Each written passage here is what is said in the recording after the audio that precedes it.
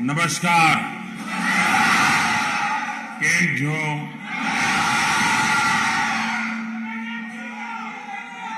वणक्कम।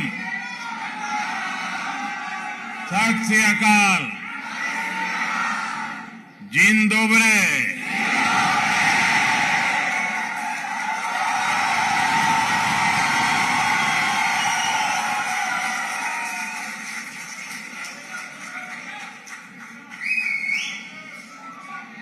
ये नजारा वाकई अद्भुत है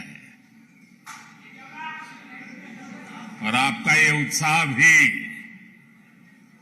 अद्भुत है।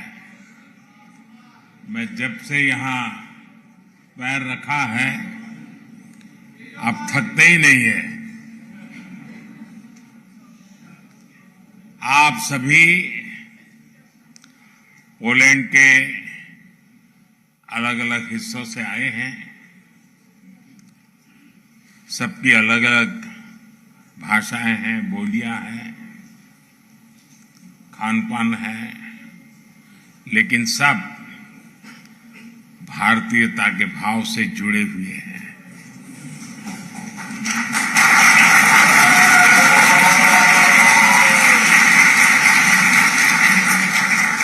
आपने यहां इतना शानदार स्वागत किया है। मैं आप सभी का, पोलैंड की जनता का इस स्वागत के लिए बहुत आभारी हूं।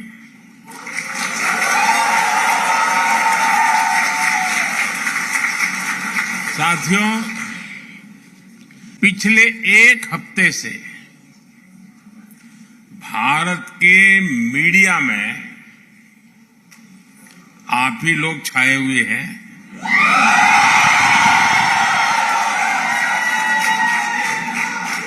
पोलैंड के लोगों की खूब चर्चा हो रही है और पोलैंड के विषय में भी बहुत कुछ बताया जा रहा है।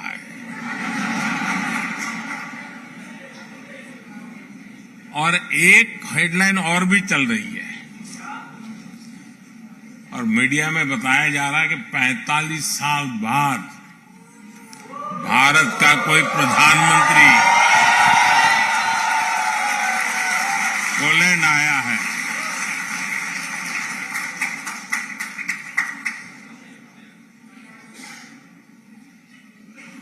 बहुत सारे अच्छे काम मेरे नसीब में ही है।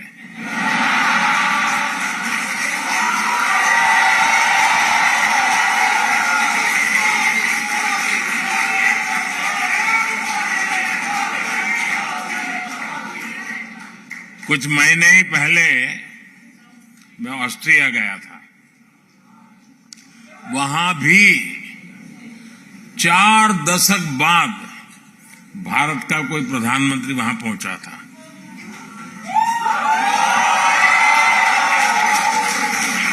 ऐसे कई देश हैं जहां दशकों तक भारत का कोई प्रधानमंत्री पहुंचा नहीं है।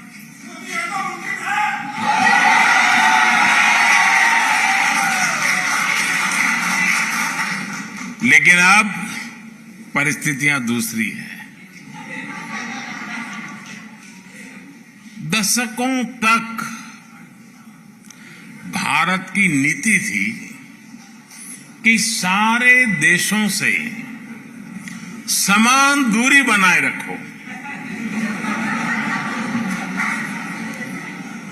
आज के भारत की नीति है सारे देशों से समान रूप से नजदीकी बनाओ।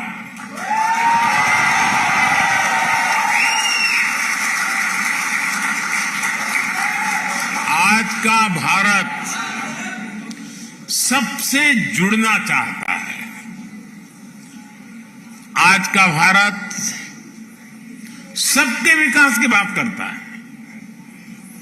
आज का भारत सबके साथ है, सबके हित की सोचता है।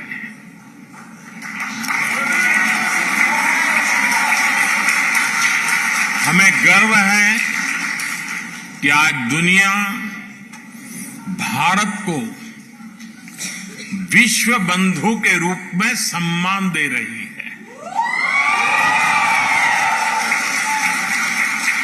आपको भी यहां यही अनुभव आ रहा है ना? मेरी जानकारी सही है ना? साथियों, हमारे लिए ये जियो पॉलिटिक्स का नहीं है, बल्कि संस्कारों का, वैल्यूज का विषय है। जिनको कहीं जगह नहीं मिली, उनको भारत ने अपने दिल और अपनी जमीन दोनों जगह स्थान दिया है।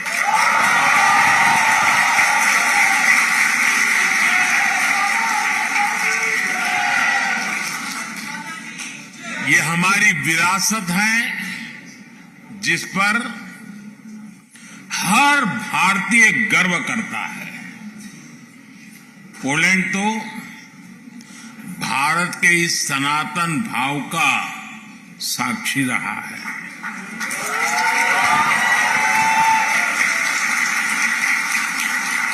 हमारे जाम साहब को आज भी पोलैंड में हर कोई दोबरे यानी गुड महाराजा के नाम से जानता है।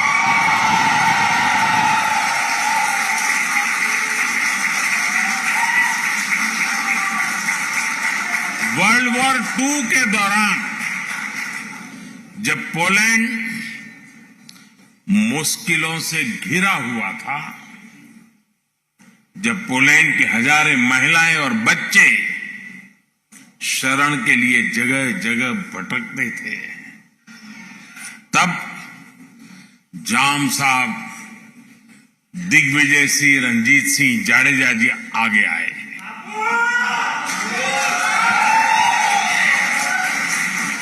उन्होंने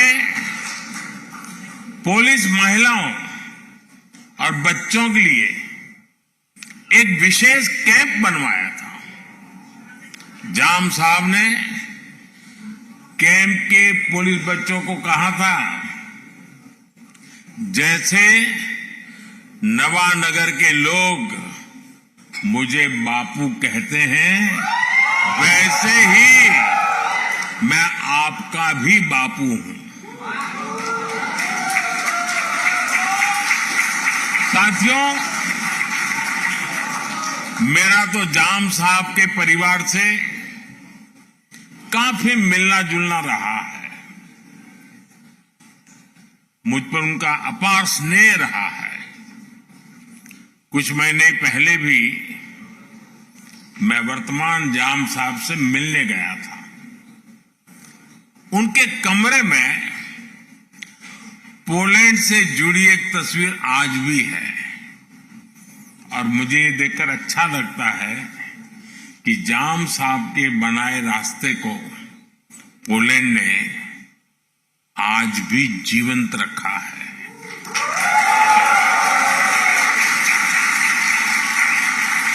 दो दशक पहले जब गुजरात में भीषण भूकंप आया था, तो जामनगर भी उसकी चपेट में आ गया था। तब पोलैंड सबसे पहले मदद के लिए पहुंचने वाले देशों में से एक था।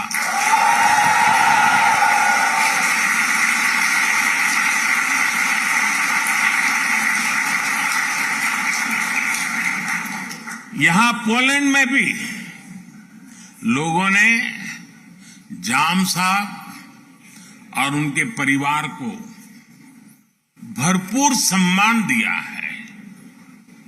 ये प्यार वर्षों में गुड महाराजा स्क्वायर में साफ साफ दिखता है।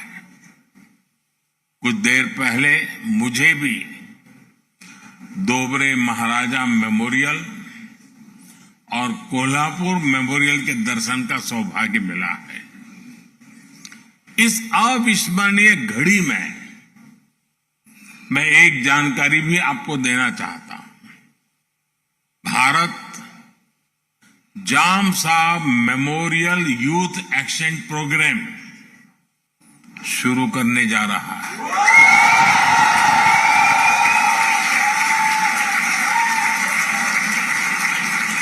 इसके तहत भारत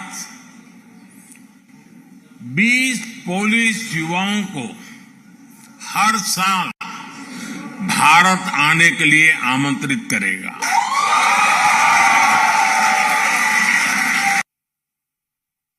ट्रिब्यूट है।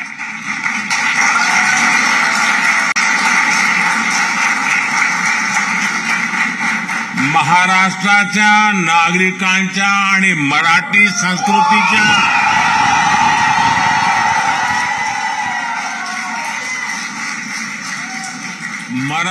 संस्कृतीच्या प्रती पोलंडचे नागरिकांनी व्यक्त केलेला हा सन्मान आहे।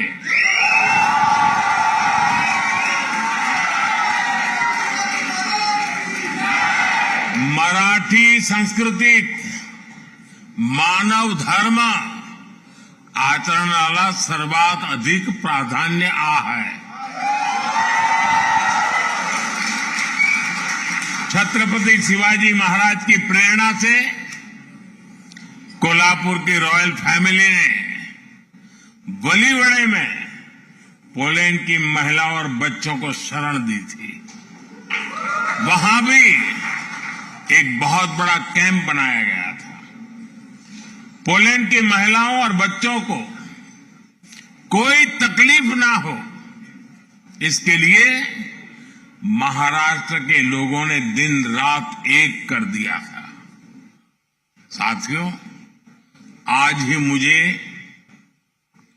मोंटे कैसिनो मेमोरियल पर भी श्रद्धांजलि देने का अवसर मिला है। ये मेमोरियल हजारों भारतीय सैनिकों के बलिदान को भी उनकी भी याद दिलाता है। ये इस बात का भी प्रमाण है कि कैसे विश्व के हर कोने में भारतीयों ने अपना कर्तव्य निभाया है।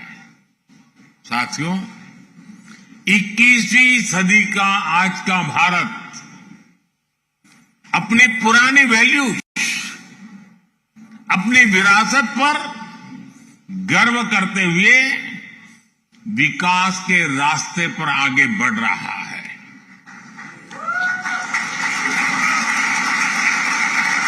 आज दुनिया भारत को उन खूबियों के कारण जानती है जिसे भारतीयों ने सारी दुनिया के सामने साबित करके दिखाया है। हम भारतीयों को एफर्ट्स, एक्सीलेंस और एम्पैथी के लिए जाना जाता है।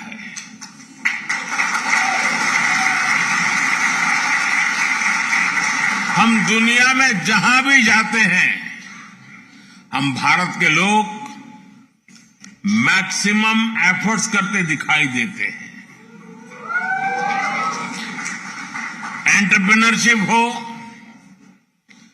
केयर गिवर्स हो या हमारा सर्विस सेक्टर हो, भारतीय अपने एफर्ट से अपना और अपने देश का नाम रोशन कर रहे हैं। ये मैं आपकी बात बता रहा हूं।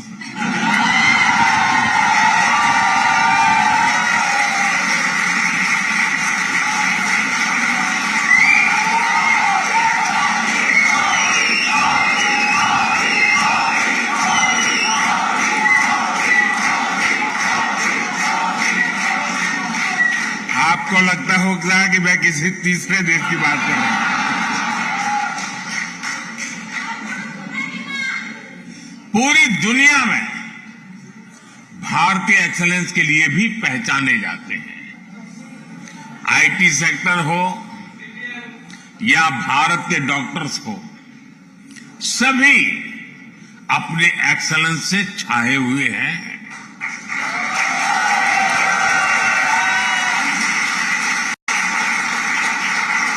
और कितना बड़ा ग्रुप तो मेरे सामने ही मौजूद है।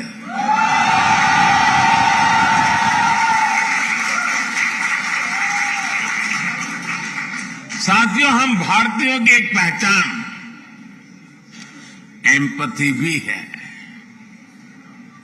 दुनिया के किसी देश में संकट आए, भारत पहला देश होता है जो मदद के लिए हाथ बढ़ाता है।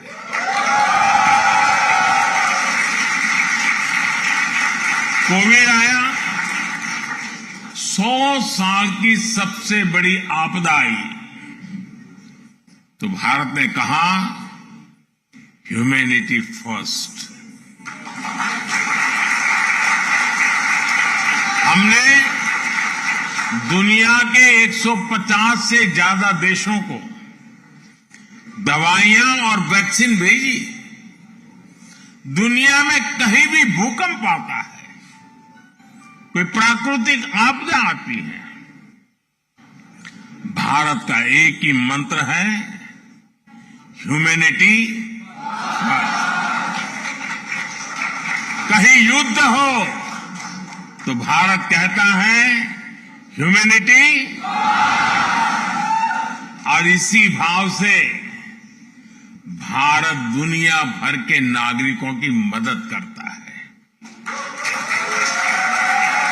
भारत हमेशा फर्स्ट रिस्पॉन्डर के रूप में सामने आता है। साथियों, भारत बुद्ध की विरासत वाली धरती है।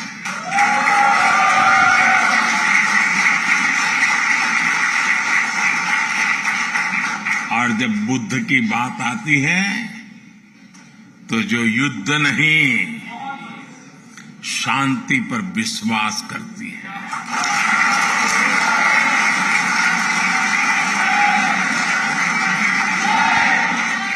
और इसलिए भारत इस रीजन में भी स्थायी शांति का एक बड़ा पैरोकार है।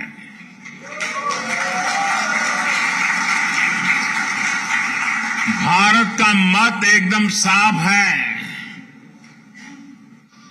ये युद्ध का युग नहीं है।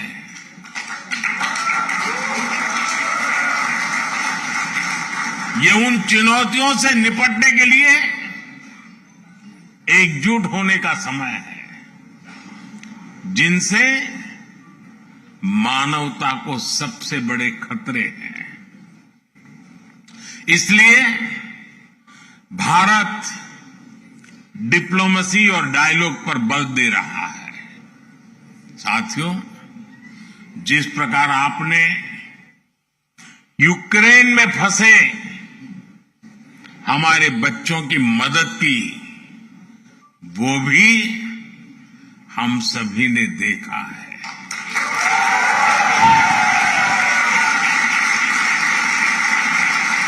आपने उनकी बहुत सेवा की थी। आपने लंगर लगाए, आपने अपने घर के दरवाजे खोले, अपने रेस्तरां खोल दिए। पोलैंड की सरकार ने तो वीजा जैसे बंधनों को भी हमारे स्टूडेंट्स के लिए हटा दिया था।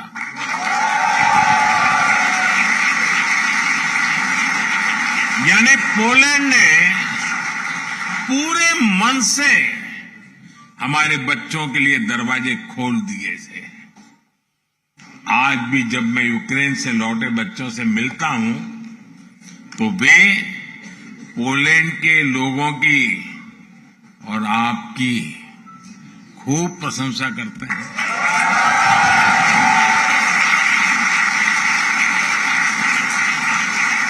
और इसलिए आज मैं यहां 140 करोड़ भारतीयों की तरफ से आप सभी का, पोलैंड के लोगों का अभिनंदन करता हूं। मैं आपको सैल्यूट करता हूं।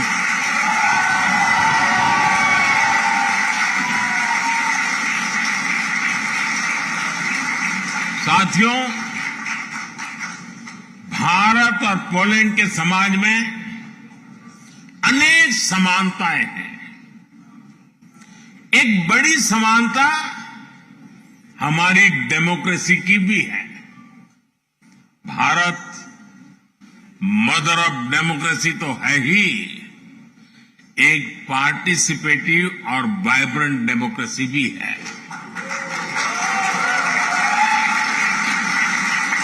भारत के लोगों का डेमोक्रेसी पर अटूट भरोसा है। ये भरोसा हमने हाल के चुनावों में भी देखा है।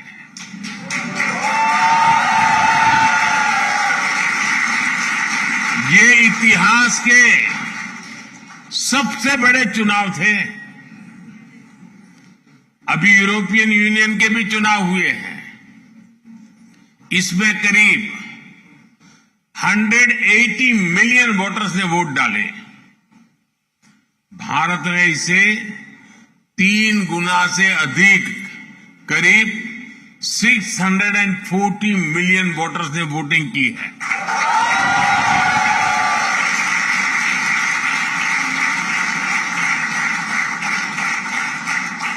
भारत के इन चुनावों में हजारों पॉलिटिकल पार्टी ने हिस्सा लिया। करीब 8,000 कैंडिडेट्स मैदान में थे। 5 मिलियन से ज्यादा वोटिंग मशीन्स, 1 मिलियन से ज्यादा पोलिंग स्टेशंस, 15 मिलियन से ज्यादा कर्मचारी।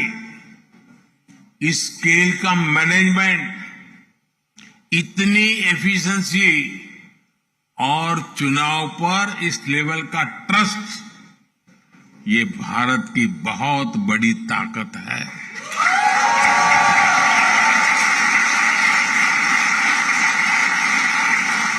दुनिया को ये लोग जब ये आंकड़े सुनते हैं ना, तो उनको चक्कर आ जाता है।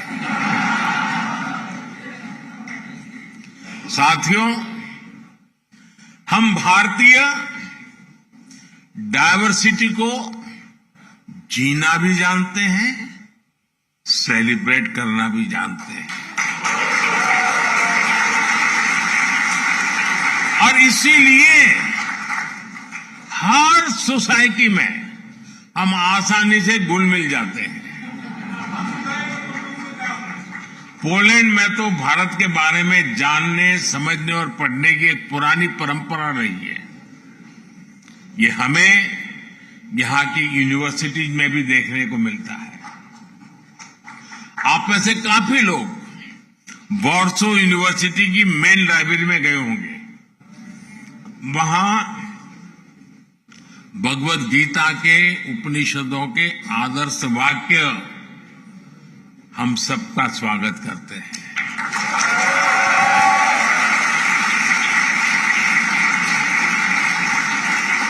तमिल हो, संस्कृत हो, ऐसी अनेक भारतीय भाषाओं को पढ़ने वाले यहां अनेक लोग हैं। यहां की बेहतरीन यूनिवर्सिटीज में इंडिया स्टडीज से जुड़ी चेयर्स है। पोलैंड और भारतीयों का एक कनेक्ट कबड्डी से भी है।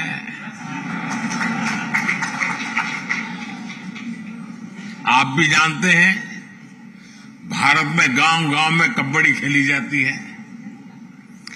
भारत से ये खेल पोलैंड पहुंचा है और पोलैंड के लोगों ने कबड्डी को नई ऊंचाई पर पहुंचा दिया है।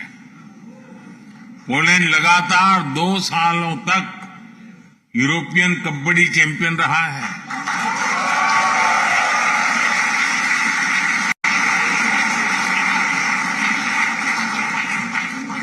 मुझे बताया गया है कि 24 अगस्त से एक बार फिर कबड्डी की चैंपियनशिप होने जा रही है और पहली बार पोलैंड इसकी मेजबानी कर रहा है।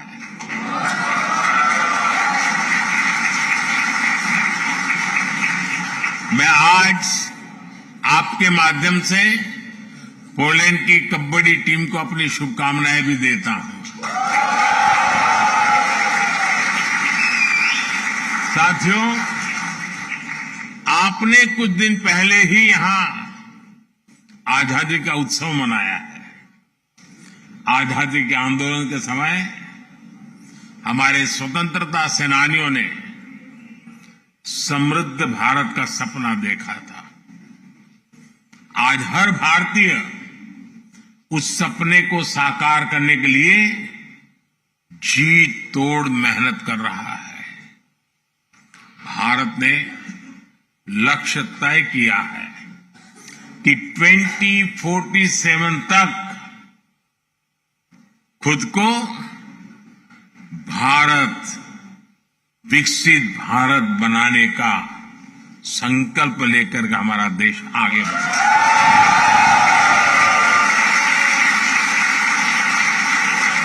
इसलिए आज का भारत अभूतपूर्व स्केल, स्पीड और सॉल्यूशंस पर काम कर रहा है। भारत में किस स्केल और स्पीड पर आज परिवर्तन आ रहा है, ये सुनकर आपको भी गर्व होगा। सुनाऊं?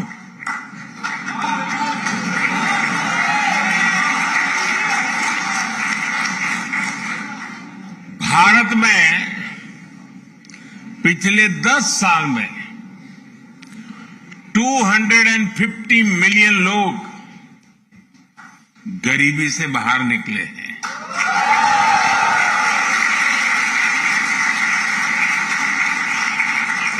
और 250 मिलियन मतलब ये संख्या फ्रांस, जर्मनी और यूके की टोटल पॉपुलेशन से भी ज्यादा है।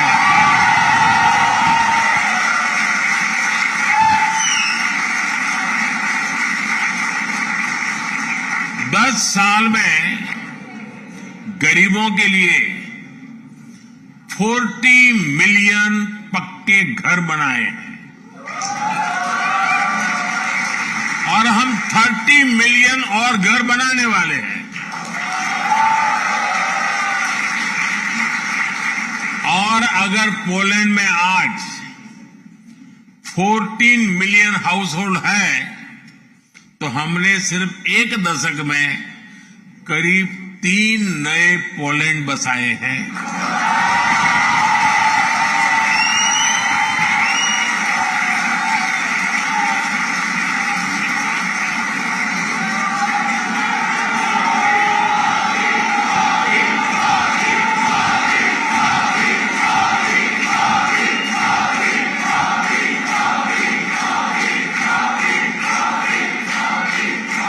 फाइनेंशियल इंक्लूजन को तो हम नेक्स्ट लेवल पर ले गए हैं। 10 साल में भारत में 500 मिलियन जनधन बैंक अकाउंट्स खुलवाए हैं। ये संख्या पूरे यूरोपियन यूनियन की पॉपुलेशन से ज्यादा है।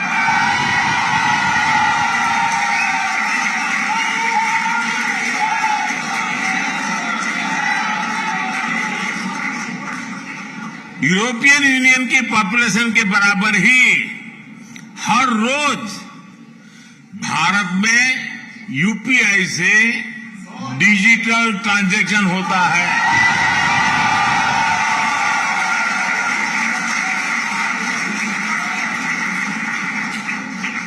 यूरोपियन यूनियन की कुल आबादी से ज्यादा भारतीयों को सरकार 5 लाख रुपए का फ्री हेल्थ इंश्योरेंस देती है।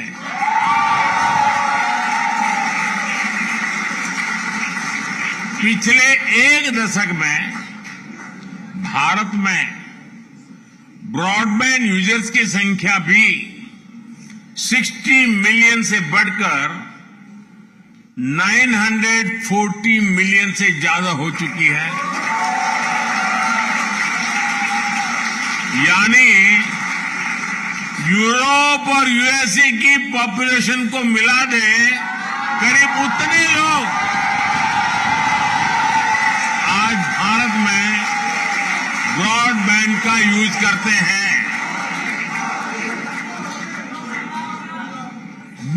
दशक में करीब 7 lakh kilometre 7 lakh kilometre optical fibre बिछाया गया है। ये हमारी पृथ्वी के चारों ओर 70 बार चक्कर लगाने जितना है।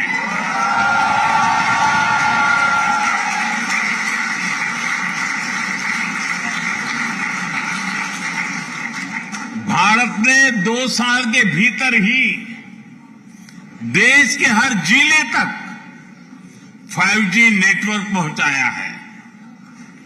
अब हम made in India 6G network पर काम कर रहे हैं।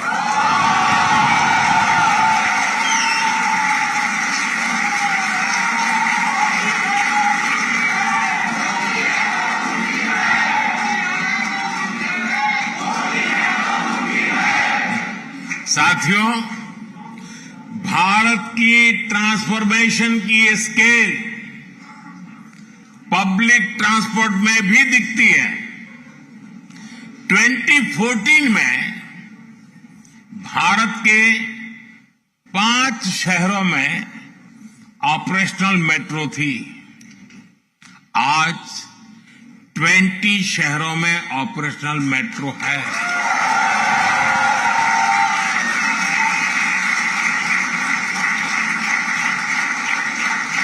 पोलैंड की 1/3 पॉपुलेशन जितने लोग आज रोजाना मेट्रो ट्रेन से सफर करते हैं।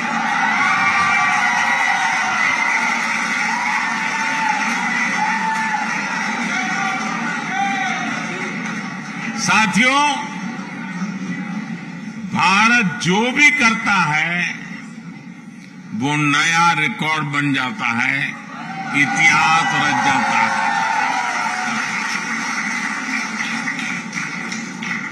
आपने देखा है भारत ने 100 से ज्यादा सैटेलाइट एक साथ लॉन्च किए थे।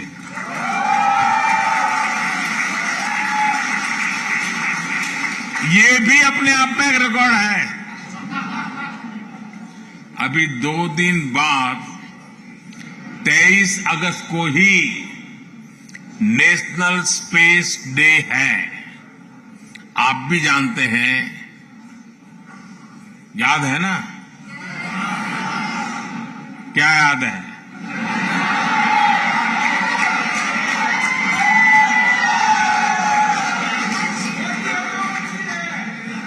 इसी दिन भारत ने चंद्रमा के साउथ पोल में अपना चंद्रयान उतारा।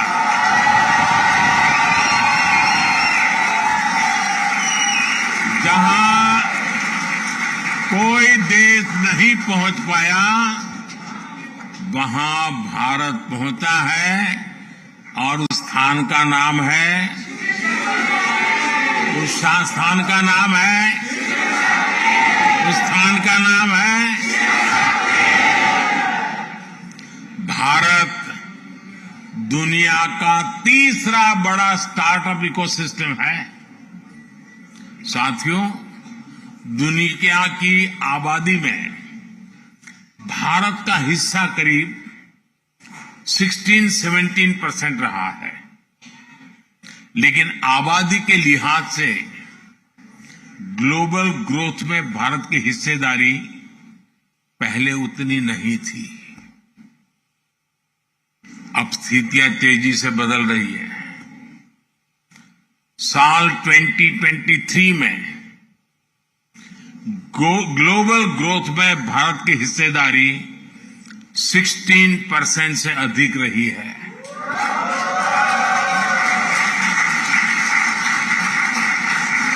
आज दुनिया की हर एजेंसी, हर संस्था भारत के शानदार फ्यूचर की भविष्यवाणी कर रही है।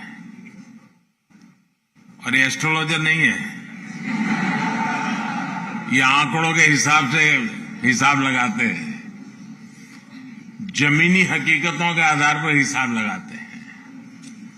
अब भारत दुनिया की तीसरी बड़ी इकोनॉमी बनने से ज्यादा दूर नहीं है।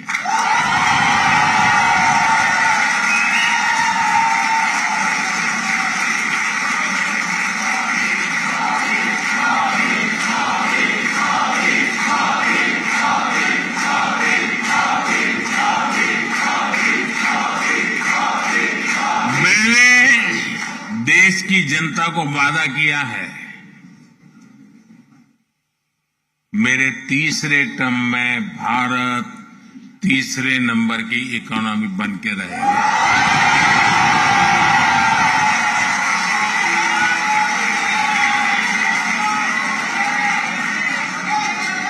आने वाले वर्षों में दुनिया भारत का जबरदस्त आर्थिक उभार देखने जा रही है। नेस्कॉम का अनुमान है कि अपने डिजिटल इंफ्रास्ट्रक्चर के कारण भारत इस दशक के अंत तक $1 ट्रिलियन की इकोनॉमी बन जाएगा।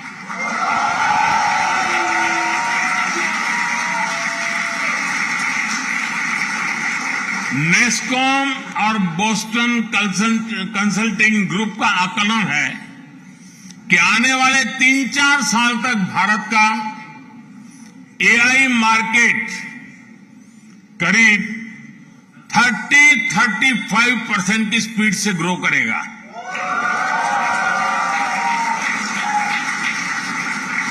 यानी भारत को लेकर एक अभूतपूर्व पॉजिटिविटी चारों तरफ नजर आ रही है।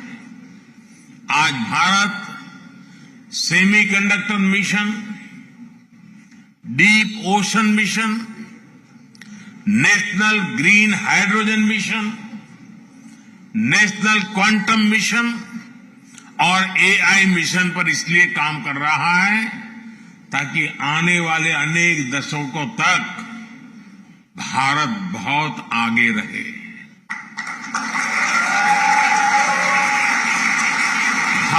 भारत आने वाले कुछ वर्षों में अपना स्पेस स्टेशन स्थापित करने की भी तैयारी कर रहा है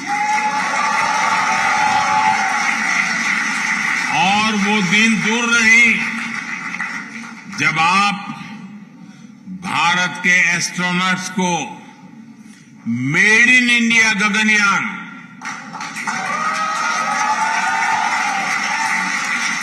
मेड इन इंडिया गगनयान से अंतरिक्ष में जाते हुए देखेंगे।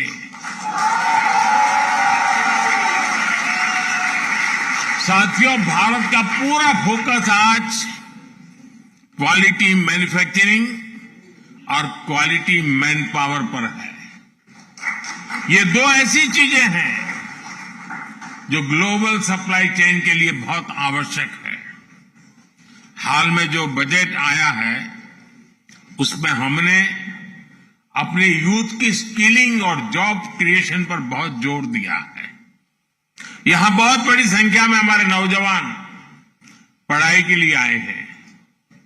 हम भारत को भी एजुकेशन, रिसर्च और इनोवेशन का एक बहुत बड़ा सेंटर बनाने में जुटे हैं। साथियों, टेक्नोलॉजी हो, मेडिकल केयर हो, एजुकेशन हो, हर सेक्टर में दुनिया के लिए एक स्किल्ड मैन पावर बनाने का बीड़ा भारत ने उठाया है। मैं आपको हेल्थ सेक्टर का एक उदाहरण दूंगा। पिछले 10 सालों में हमने भारत में 300 से ज्यादा नए मेडिकल कॉलेज बनाए। पिछले 10 साल में भारत में मेडिकल सीट्स बढ़कर अब 2 गुनी हो चुकी है। 10 साल में डबल। इन 10 सालों में हमने अपने मेडिकल सिस्टम में 75,000 नई सीटें जोड़ी है। अब आने वाले 5 सालों में हम मेडिकल की 75,000 नई सीटें और जोड़ने का लक्ष्य लेकर चल रहे हैं। इससे क्वालिटी हेल्थ सर्विस प्रोवाइडर के रूप में भारत की भूमिका और मजबूत होगी। और हमारा तो दुनिया को एक ही संदेश है, वो दिन दूर नहीं, हम कहेंगे हील इन इंडिया।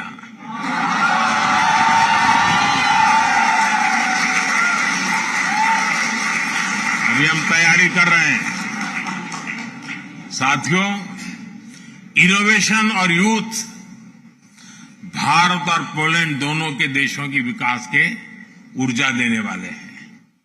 आज मैं एक बड़ी खुशखबरी लेकर आपके बीच आया हूं।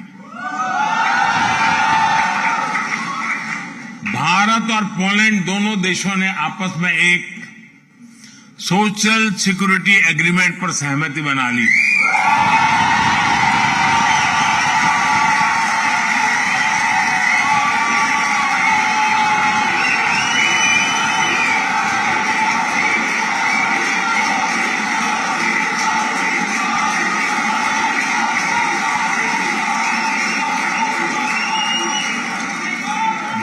जिसका लाभ आप जैसे सब साथियों को होने वाला है। साथियों, भारत का विजन ग्लोबल है। भारत का विजन ग्लोबल है। भारत का कल्चर ग्लोबल है। केयर और कंपैशन ग्लोबल है। हमारे पूर्वजों ने हमें वसुधैव कुटुंबकम का मंत्र दिया। हमने पूरी दुनिया को एक परिवार माना है और यही आज के भारत के नीति और निर्णयों में नजर आता है। G20 के समय भारत ने आह्वान किया, वन अर्थ, वन फैमिली और वन फ्यूचर। इसी भावना में 21वीं सदी की दुनिया के बेहतर भविष्य की गारंटी है। भारत वन सन, वन वर्ल्ड, वन ग्रिड के कंसेप्ट से दुनिया को जोड़ना चाहता है।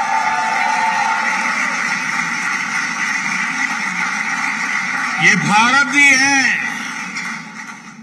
जो वन अर्थ, वन हेल्थ को स्वस्थ दुनिया की गारंटी मानता है। वन हेल्थ यानी होलिस्टिक वेलबीइंग पर हमारा फोकस होना चाहिए, जिसमें हमारे एनिमल्स हो, पेड़ पौधे भी हो, सबकी हेल्थ पर ध्यान दिया जाए।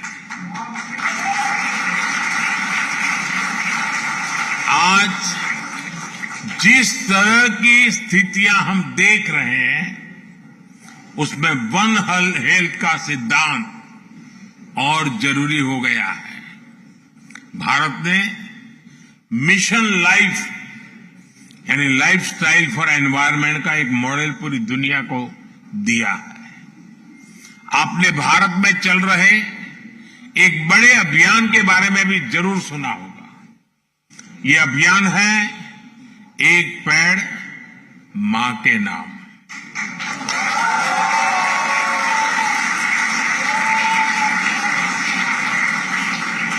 करोड़ों भारतवासी आज अपनी जन्मदाता मां के नाम पर पेड़ लगा रहे हैं और इससे धरती मां की भी रक्षा हो रही है। साथियों, इकोनॉमी और इकोलॉजी में बैलेंस आज भारत की प्राथमिकता है। ये भारत ही है जो डेवलप नेशन और नेट जीरो नेशन, ये दोनों संकल्प एक साथ लेकर आगे बढ़ रहा है। भारत ग्रीन फ्यूचर के लिए 360 डिग्री अप्रोच पर काम कर रहा है। ग्रीन मोबिलिटी इसका एक बड़ा उदाहरण है। हम पेट्रोल में 20% इथेनॉल ब्लेंडिंग के बहुत निकट पहुंच चुके हैं। भारत आज तेज गति से इलेक्ट्रिक मोबिलिटी का विस्तार कर रहा है। आज आज भारत में इलेक्ट्रिक व्हीकल की सेल हर साल तेजी से बढ़ रही है। पिछले वर्ष ईवीज की बिक्री में 40% से ज्यादा की ग्रोथ हुई है। वो दिन दूर नहीं जब भारत ईवी मैन्युफैक्चरिंग और इनोवेशन का ग्लोबल सेंटर बनेगा। आने वाले समय में आप भारत को ग्रीन हाइड्रोजन के भी बड़े ग्लोबल हब के रूप में देखने वाले हैं। साथियों, मुझे खुशी है कि न्यू टेक्नोलॉजी और क्लीन एनर्जी जैसे क्षेत्रों में भारत और पोलैंड के बीच भी पार्टनरशिप लगातार बढ़ रही है। बहुत सी भारतीय कंपनियों ने यहां इन्वेस्ट किया है, जॉब्स क्रिएट की हैं। पोलैंड की अनेक कंपनियों ने भारत में अवसर बनाए हैं। कल मेरी मुलाकात राष्ट्रपति डूडा जी और प्रधानमंत्री टूस्टी से भी होने वाली है। इन मुलाकातों से भारत पोलैंड की शानदार साझेदारी और मजबूत होने वाली है।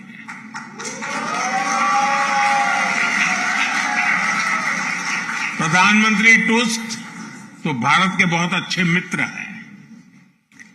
जब वे यूरोपियन काउंसिल के अध्यक्ष थे तब भी मेरी कई बार उनसे मुलाकात हो चुकी है। साथियों, आज का भारत एक स्वर, एक भाव से एक विकसित भविष्य लिखने में जुटा है। आज भारत अवसरों की धरती है। आपको भी भारत की ग्रोथ स्टोरी से अधिक जुड़ना है और आपको भारत के टूरिज्म का ब्रांड एम्बेसडर भी बनना है।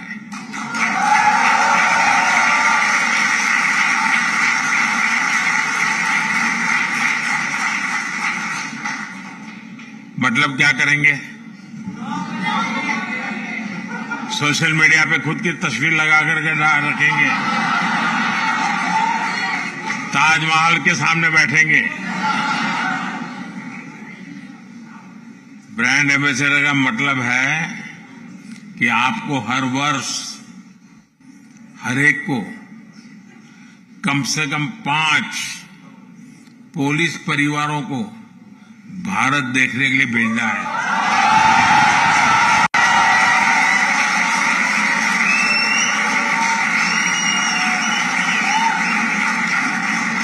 करेंगे?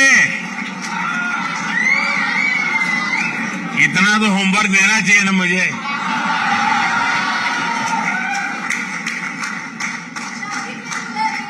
आपका हर प्रयास आपके भारत को विकसित भारत बनाने में मदद करेगा।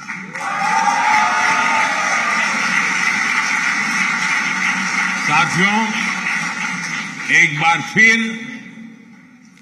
यहां आने के लिए, इस शानदार स्वागत के लिए मैं आप सभी का आभार व्यक्त करता हूं।